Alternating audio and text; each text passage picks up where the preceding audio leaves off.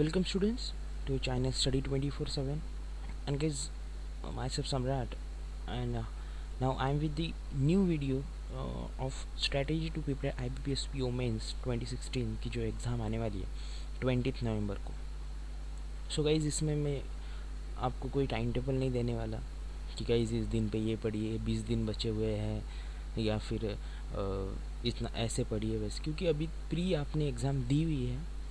Pre आप exam आपकी कैसे गई आपको खुद को पता है, और आप प्री के लिए आप सब लोगों ने अच्छी पढ़ाई की है। 3 कोर सब्जेक्ट जो होते हैं, रीजनिंग, क्वांटिटेटिव एप्टीट्यूड और इंग्लिश, इन तीनों सब्जेक्ट्स की आपकी जो पढ़ाई थी वो ऑलमोस्ट कंप्लीट हो चुकी है। प्री के लिए आपने अच्छे से पढ़ा था, प्री की एग्ज़ाम भी हो गई है। मेंस के लिए आपको एक एक्स्ट्रा टॉपिक पढ़ना होगा, वो है जनरल अवेयरनेस, और थोड़ा बहुत आपको जो बेसिक कंप्यूटर्स के क्वेश्चंस है उसको देखना होगा बस। सो जनरल अवेयरनेस मेन एक सब्जेक्ट आ जाता है जो गेम चेंजर होता है, जिसमें अगर हम स्कोर अच्छा करें सो हमारा स्कोर जो है बूस्ट अप भी हो सकता है। मैं लास्ट ईयर पीओ एग्ज़ाम की बात भी आपके साथ करूँगा, क्योंकि लास्ट ईयर पीओ एग्ज़ाम में थोड़ा सरप्राइज़ क्वेश्चंस डाले थे, सरप्राइज स्ट्रक्चर आया था। उस स्ट्रक्चर के हिसाब से ही मैंने रीजनिंग, क्वांटिटेटिव एप्टीट्यूड, इंग्लिश और जनरल अवेयरनेस और इन सब्जेक्ट्स को जो है सेट किया है, और आपको इन सारे सब्जेक्ट्स के तरफ कैसे फोकस करना है वो ये हम डिस्कस करेंगे। तो हम स्टार्ट करेंगे अभी। सबसे पहले तो हम जो है स्ट्रक्चर देख लेते हैं पीओ एग्ज़ाम का एग्जैक्टली क्या है। इस साल नई चीज़ ये है कि आपको जो है टाइम अलॉट किया जाएगा सेपरेटली हर सेक्शन के लिए। तो जो एक टाइम मैनेजमेंट एक बहुत बड़ा एक हर्डल था हमारे बीच एग्ज़ाम के लिए, वो निकल गया है, क्योंकि टाइम मैनेजमेंट की आपको ज़रूरत है नहीं, टाइम की चिंता करने की आपको ज़रूरत है नहीं हर सेक्शन के लिए। पहले क्या होता था, 120 मिनट्स का टाइम रहता था, तो आपको रीजनिंग के लिए कितना देना है, इंग्लिश के लिए कितना देना है, क्वांट के लिए कितना देना है, ये सब में आप कन्फ्यूज़ हो जाते थे। अभी आपको ज़रूरत नहीं है, आपको टाइमर सेट हो जाएगा वहाँ पे ऑलरेडी, जो भी सीक्वेंस रहेगा। सिर्फ इसमें एक चीज़ है, अगर जनरल अवेयरनेस से स्टार्ट होता है तो फिर वहाँ से वही सेक्शन आप पहले अटैम्प्ट कर सकते हैं, दूसरा सेक्शन नहीं ले सकते। जो लोग नए हैं, जिन्होंने एसबीआई का एग्ज़ाम अगर दिया होगा, क्लर्क हो, मेंस हो, उनको पता होगा, क्योंकि एसबीआई ने भी ऐसे टाइम अलॉटमेंट दिया था हर सेक्शन के लिए। लेकिन जो अभी नए लोग हैं इनके लिए मैं बता देता हूँ, जैसे यहाँ पे लिखा हुआ है नॉट बाय सीक्वेंस, तो वहाँ पे अगर फॉर एग्जांपल हम पकड़ लेते हैं रीजनिंग से ही उन्होंने अगर सीक्वेंस दिया हो आपको, रीजनिंग, इंग्लिश लैंग्वेज, क्वांटिटेटिव, तो रीजनिंग का 40 मिनट का टाइमर शुरू हो जाएगा।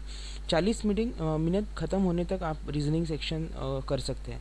और ये 40 मिनट के पहले अगर आपने ख़त्म भी कर लिया रीजनिंग, समझो 35 मिनट में आपने रीजनिंग आपका सॉल्व कर दिया जितने क्वेश्चंस आपको करने थे, 5 मिनट बचे, लेकिन आप उस 5 मिनट में दूसरे सेक्शन पे भी नहीं जा सकते, ठीक है। आपको 5 मिनट वहाँ पे ही कुछ ना कुछ टाइम पास आपको करना होगा, इसीलिए आपको जो है जो सीक्वेंस दिया हुआ है उस सीक्वेंस से ही जाना होगा, ठीक है। पहले हम क्या करते थे, जब हमें टाइम अलॉटमेंट नहीं था तो हम जनरल अवेयरनेस या कोई कंप्यूटर नॉलेज से स्टार्ट करता था, ठीक है। अभी ऐसे नहीं, जो सीक्वेंस दिया रहेगा, शायद से जनरल अवेयरनेस भी दिया हो सकता है स्टार्टिंग में, जैसे एसबीआई क्लर्क में था, शायद पहले जनरल अवेयरनेस था। तो ऐसे आपको जो है जो टाइम अलॉट किया है जितना, उतना टाइम ख़त्म होने तक आप उस सेक्शन को स्किप नहीं कर सकते, ठीक है। अब ये टाइम नई चीज़ जो डाली है आईबीपीएस ने, उसकी हमने बात कर ली, और टाइम भी बहुत बढ़िया अलॉट किया है हर सेक्शन के लिए। एसबीआई क्लर्क में जनरल अवेयरनेस के लिए ऑलमोस्ट आई थिंक उन्होंने 30 मिनट की 25 to 30 मिनट कुछ तो भी दिए थे, बहुत उसमें टाइम वेस्ट होता था, इतना टाइम ज़रूरत नहीं है जनरल अवेयरनेस के लिए, लेकिन आईबीपीएस ने 20 मिनट्स दिए, इट्स सफिशिएंट। तो जैसे रीजनिंग 50 क्वेश्चंस हैं, मैक्सिमम मार्क्स 50, आपको 40 मिनट मिलेंगे, ठीक है, रीजनिंग सॉल्व करने के लिए। इंग्लिश लैंग्वेज में 40 क्वेश्चन रहेंगे, 40 मार्क के लिए 30 मिनट आपको मिलेंगे। क्वांटिटेटिव एप्टीट्यूड में 50 क्वेश्चंस रहेंगे, 50 मार्क्स के लिए 40 मिनट आपको मिलेंगे। जनरल अवेयरनेस में 40 क्वेश्चंस रहेंगे, 40 मार्क के लिए, और 20 मिनट आपको मिलेंगे। हो जाता है, आराम से हो जाता है 20 मिनट में। कंप्यूटर नॉलेज 20 क्वेश्चंस आपको मिलेंगे, मैक्सिमम मार्क्स 20 रहेंगे, और 10 मिनट्स में आपको ये कंप्यूटर का सेक्शन जो रहेगा वो करना है, ठीक है। टोटल 140 मिनट्स, यानी 20 मिनट्स बढ़ गए हैं। पहले 120 मिनट्स का एग्ज़ाम था, अभी 140 मिनट्स हो गए, तो ये आपके फेवर में हो गया अब एग्ज़ाम, ऐसे देखा जाए तो। क्योंकि पहले तो टाइम कम था, टाइम इन लोगों को नहीं उतना मैनेज होता था, लेकिन अभी टाइम की आपकी जो एक बहुत बड़ी जो समस्या थी वो तो दूर हो गई है, ठीक है। सो 140 मिनट्स में आपको 200 क्वेश्चन जो है सॉल्व करने हैं, बहुत आराम से आप ये सेक्शन को कर सकते हैं, ठीक है। अभी हम आगे सेक्शन वाइज स्टार्ट करेंगे रीजनिंग में स्ट्रक्चर क्या होगा, ठीक है। सबसे ज़्यादा सरप्राइज़ किया था गाइज लास्ट ईयर जो है IBPS PO की मेंस में, वो किया था रीजनिंग ने, ठीक है। उन्होंने जो है सबसे उस टाइम पे ही उन्होंने वो डज़ नॉट फॉलो वाले सिलॉक से क्वेश्चन डाले थे।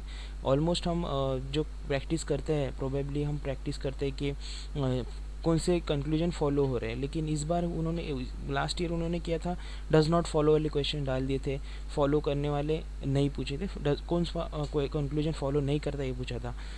और बाद में डेटा सफिशिएंसी डाला था, तो उसी हिसाब से मैंने ये स्ट्रक्चर आपको दिया है कि ऐसे आपका रीजनिंग सेक्शन जो है 50 मार्क्स का आ सकता है। हम देखिए हम डिस्कस करेंगे, देखिए सर्कुलर अरेंजमेंट आपको एक पूछ सकते हैं, ठीक है। उसके बाद आपको जो है वर्टिकल अरेंजमेंट वाला फ्लोर्स भी एक क्वेश्चन यानी 5 मार्क के लिए वो भी पूछ सकते हैं, ठीक है। सो जैसे इनपुट आउटपुट के प्रॉब्लम्स भी आपको रहेंगे। क्वेश्चंस कितने रहेंगे गाइज, ये यहाँ पे मेंशन तो मैंने किया है, लेकिन इस पर आप डिपेंड मत हो जाइए, शायद से चेंज भी हो सकते हैं, लेकिन टॉपिक जो है गाइज ऑलमोस्ट 90% चांस है टॉपिक्स यही रहेंगे। जो रीजनिंग सेक्शन रहेगा उसमें इनपुट आउटपुट से भी क्वेश्चन आ सकते हैं, लिसिलॉग से भी क्वेश्चन रहेंगे, डेटा प्रॉब्लम जो है वो भी रहेंगे गाइज, कोडेड इनइक्वालिटीज़ तो रहेंगी, सिलेक्शन बेस्ड गिवन क्राइटेरिया, जैसे आपको एक पैराग्राफ दिया होता है उसमें कि एक कैंडिडेट सिलेक्ट करना है एक पर्टिकुलर पोस्ट के लिए, इतना इतना उसका क्वालिफिकेशन, 3 कंडीशंस दी जाती है और फिर बाद में क्वेश्चन सेट किए जाते हैं, कौन क्वालिफाई होगा कौन नहीं क्वालिफाई होगा। आपने अगर पेपर सॉल्व किए हैं तो आपको पता होगा इस टाइप के क्वेश्चंस आएंगे, 100% गाइज उस टाइप के क्वेश्चंस आएंगे। बाद में कोडिंग डिकोडिंग डेटा सफिशिएंसी पूछेंगे 100%, ठीक है। Cause argument reason inference consequence steps to be taken, जैसे कोर्स ऑफ एक्शन वाले जो क्वेश्चंस होते हैं वो भी आएंगे। डायरेक्शन प्रॉब्लम जो है वो भी क्वेश्चंस आएंगे, डायरेक्शन सेंस वाले। नंबर से भी क्वेश्चंस आ सकते हैं, जो नंबर्स अल्फ़ा न्यूमेरिकल सीरीज़ भी जो होती है वो भी, डेटा प्रॉब्लम।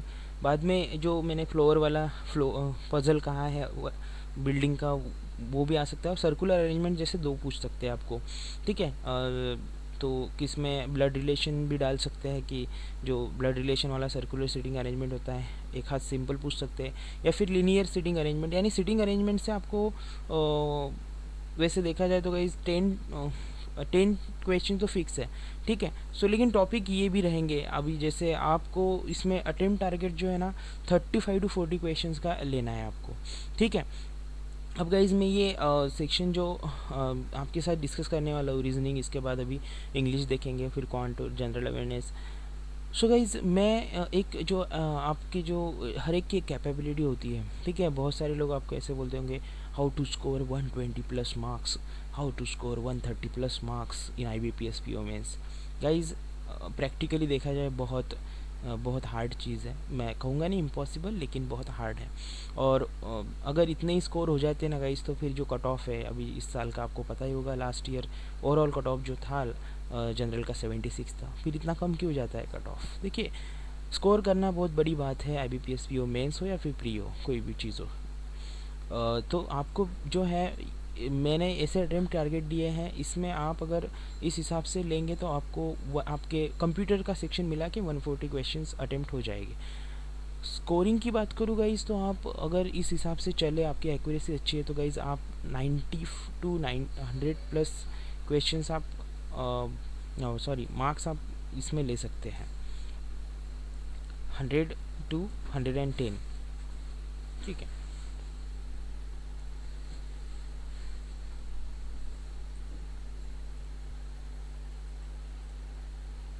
सो 90 प्लस आप मार्क्स इसमें ले सकते हैं, ठीक है। अब जैसे रीजनिंग में किस टाइप के क्वेश्चंस आते हैं उसकी अगर हम बात करें, तो जैसे कैटेगरीज जो है रीजनिंग क्वेश्चंस की, उसमें देखिए classification easy and less time consuming questions के टाइप है, classification, odd pair, series, analogy, direction sense test, number ranking and time sequence की टेस्ट, बाद में अल्फ़ाबेट टेस्ट होती है, डिक्शनरी, के क्वेश्चंस आपको पूछे जाते हैं अरेंज करने के लिए। ये लेस टाइम कंज्यूमिंग होते हैं, इजी होते हैं। मीडियम लेवल डिफ़िकल्टी जो क्वेश्चंस होते हैं, ये syllogisms, inequalities, blood relations, coding decoding, data sufficiency, इसमें और नीचे वेटेज भी है गाइस 15 to 17 क्वेश्चंस यहाँ से आपको मिल सकते हैं। इजी और लेस टाइम कंज्यूमिंग सेक्शन से 10 to 12 क्वेश्चंस। बाद में टाइम कंज्यूमिंग कॉम्प्लेक्स क्वेश्चन जो होते हैं, जो अटेम्प्ट करने में थोड़ा टाइम लगता है और अगर प्रैक्टिस है तो ही अटेम्प्ट कर सकते हैं। उसकी बात करें तो sitting arrangement, complex puzzle, floor puzzle, input output के क्वेश्चंस, 10 to 15 क्वेश्चंस यहाँ से आपको मिलते हैं। सो इस हिसाब से आप आपका प्लानिंग कर सकते हैं कि आपको रीजनिंग में जो है कैसे अटेम्प्ट करना है। ठीक है, अब हम बात करेंगे गाइस इंग्लिश की। ठीक है, सो इंग्लिश में जो है रीडिंग कम्प्रहेंशन 15 मार्क्स के लिए पूछ सकते हैं। क्लोज टेस्ट जो है 10 मार्क्स के लिए पूछ सकते हैं। सेंटेंस इम्प्रूवमेंट जो है अगर पूछा तो 5 मार्क्स के लिए पूछ सकते हैं, इसलिए 0 to 5 वहाँ पे मैंने लिखा है। पैरा जंबल जो है 5 मार्क्स के लिए 100% पूछेंगे।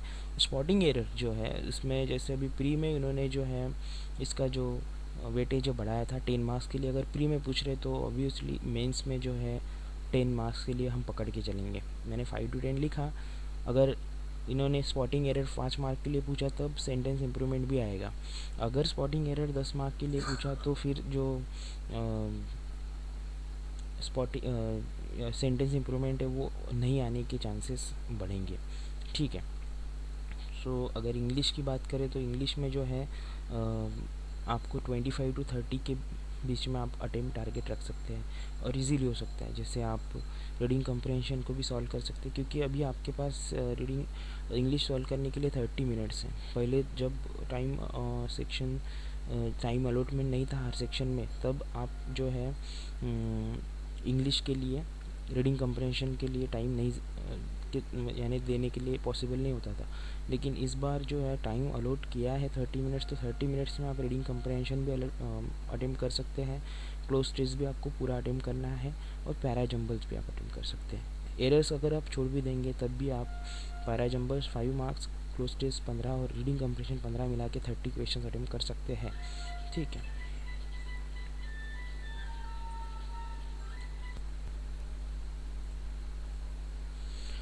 तब भी गाइज आप 30 क्वेश्चन जो है अटेम्प्ट कर सकते हैं। ठीक है, आप स्पॉटिंग एरर कितने भी मार्क के लिए अगर पूछ ले, 10 के लिए भी पूछ ले तो आप टेंशन मत लीजिए। ठीक है, अब रीडिंग कम्प्रहेंशन की भी आपने प्रैक्टिस ऑलमोस्ट कर ली होगी, क्लोज टेस्ट की भी कर ली होगी। ठीक है, पैरा जंबल्स की भी। तो आप 25 to 30, जैसे जो लोगों को पैरा जंबल्स आठ जाएंगे गाइज वो 25 तो अटेम्प्ट कर ही सकते हैं। 30 मिनट्स है आपके पास, 30 मिनट्स में आप 25 to 30 अटेम्प्ट कीजिए इंग्लिश के। ठीक है, लोड रॉन्ग होंगे या ज़्यादा रॉन्ग होंगे या कम रॉन्ग होंगे इसकी आप मत इस सोच में मत गिरिए। आपको जो अटेम्प्ट करना है गाइज आप टारगेट रखिए कि इतना तो अटेम्प्ट करना है। रीडिंग कम्प्रहेंशन अगर आप प्रॉपरली कर लेते हैं 15 क्वेश्चंस, तो गाइज आपका चांसेस जो है कट ऑफ तो वहाँ पे आप निकाल लेंगे। उसके बाद क्लोज टेस्ट जो है वो 10 मार्क के लिए हो जाएगा। फिर पैरा जंबल्स 5 मार्क्स और सेंटेंस इम्प्रूवमेंट अगर पूछ ले तो वो 5 मार्क्स हो जाएगा। यानी स्पॉटिंग एरर अगर नहीं भी करते तब भी आप 30 तक अटेम्प्ट कर सकते हैं। और अगर नहीं सेंटेंस इम्प्रूवमेंट अगर नहीं पूछ लिया तो अब भी आप 25 to 30 अटेम्प्ट कर सकते हैं। तो इंग्लिश में आप 25 to 30 अटेम्प्ट रखिएगा इस। ठीक है, उसके बाद क्वांटिटेटिव एप्टीट्यूड की अगर हम बात करें तो प्रीवियस ईयर का जो क्वेश्चंस का ब्रेकअप था वो इस तरीके से था। डेटा इंटरप्रिटेशन जो है इससे 20 क्वेश्चंस पूछे थे। डेटा सफिशिएंसी से 5 क्वेश्चंस आए थे एंड ये टाइम कंज्यूमिंग क्वेश्चंस होते हैं डेटा सफिशिएंसी से। क्वाड्रेटिक इक्वेशन से 5 क्वेश्चंस, रीजनिंग से 5 क्वेश्चंस, सीरीज से 5 क्वेश्चंस, प्रोबेबिलिटी से 3 क्वेश्चंस और मिसलेनियस के 12 क्वेश्चन, ऐसे टोटल 50 क्वेश्चंस ये थे। उसमें गाइज डेटा इंटरप्रिटेशन जो है, ये डेटा इंटरप्रिटेशन आप कर सकते हैं। 15 क्वेश्चंस 20 क्वेश्चंस पूछे थे, आप 3 डेटा इंटरप्रिटेशन या फिर 2 डेटा इंटरप्रिटेशन आप इजीली कर सकते हैं। उसके बाद क्वाड्रेटिक इक्वेशन आप 100% कीजिए। उसके बाद सीरीज़ आप अटेम्प्ट कर सकते हैं और मिसलेनियस में अगर आपको कुछ चीज़ अच्छी लगे, ईजी लगे तो आप करिए।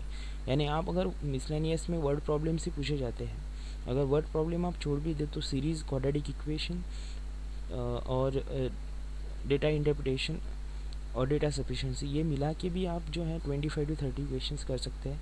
मैं आगे बात करता हूँ इस चीज़ की, ठीक है। देखिए, नंबर सीरीज से 5 क्वेश्चंस आने के चांसेस है। रेशियो प्रोपोर्शन जो है 203 क्वेश्चंस पूछ सकते हैं। ये जो है मिसलेनियस जो सेक्शन है उसमें ये क्वेश्चंस आते हैं मिसलेनियस में, वर्ड प्रॉब्लम जैसे प्रॉब्लम्स ऑन एजेस 1 से 2 क्वेश्चंस, परसेंटेज एंड एवरेजेस से दोनों टॉपिक इंपॉर्टेंट है। परसेंटेज एवरेजेस तो 4 क्वेश्चंस वहाँ से आ सकते हैं। प्रॉफिट एंड लॉस से 1 से 2, मिक्सचर एलिगेशन से 1 से 2, सिंपल एंड कंपाउंड इंटरेस्ट जो है 1 से 2, और टाइम एंड वर्क जो है इससे 2 क्वेश्चंस भी आ सकते हैं। टाइम डिस्टेंस से 2 क्वेश्चंस आ सकते हैं। प्रोबेबिलिटी से 2 क्वेश्चंस आ सकते हैं। बोर्ड स्ट्रीम से 1 क्वेश्चन, और डेटा इंटरप्रिटेशन से 15 टू 20, जैसे 20 क्वेश्चन तो आ ही सकते हैं। और सिंप्लीफिकेशन 10 क्वेश्चन आप पकड़िए।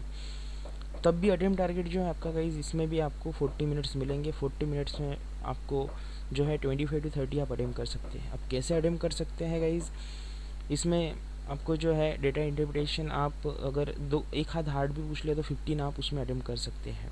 और आपके पास अभी टाइम है तो आप 3 डेटा इंटरप्रिटेशन जो है, अगर कैलकुलेटिव भी है तब भी आप 15 क्वेश्चंस के लिए अगर आप 15 मिनट भी देंगे तब भी कोई प्रॉब्लम नहीं होगा। 15 क्वेश्चन ये हो जाएंगे। उसके बाद आप सीरीज़ कर सकते हैं 5 क्वेश्चन की, ठीक है। और उसके बाद फिर सिंप्लीफिकेशन जो होता है 10 मार्क, इसमें आप 5 टू 6 आप अटेम्प्ट कर सकते हैं, यानी 25 टू 30 या फिर 10 आउट ऑफ 10 भी कर सकते हैं, आपके पास टाइम है, ठीक है। यानी आप वर्ड प्रॉब्लम पे अगर ध्यान भी ना दें, वर्ड प्रॉब्लम में भी आपको टाइम डिस्टेंस है, बोर्ड स्ट्रीम्स है, यहाँ से परसेंटेज एवरेज से, एजेस से अगर आपको इजी क्वेश्चंस मिलते हैं तो आप इस पर भी फोकस कर सकते हैं। 40 मिनट्स आपके पास है, आराम से आप डेटा इंटरप्रिटेशन आप सारी क्वेश्चन सॉल्व करने का, अगर अगर अटेम्प्टेबल है तो आप सारे क्वेश्चंस कीजिए। सारे जो 4 डेटा इंटरप्रिटेशन अगर पूछेंगे तो आप कीजिए। आपके पास अभी ऑलमोस्ट 20 डेज़ है, उसमें आप हर टाइप का डेटा इंटरप्रिटेशन जो है आप प्रैक्टिस कर सकते हैं। जैसे बार ग्राफ हुआ, पाई चार्ट हुआ, उसके बाद लीनियर ग्राफ, लीनियर जो होता है, फिर कैस्केड जो होता है, जो भी जिस टाइप के क्वेश्चंस होते हैं डेटा इंटरप्रिटेशन के, उस टाइप के आप और हर टाइप इसमें आएगी। 4 अगर पूछेंगे तो टेबल भी रहेगा, टेबल ग्राफ भी रहेगा, बार ग्राफ भी रहेगा और पाई चार्ट भी रहेगा। 3 तो ये फिक्स है, ठीक है।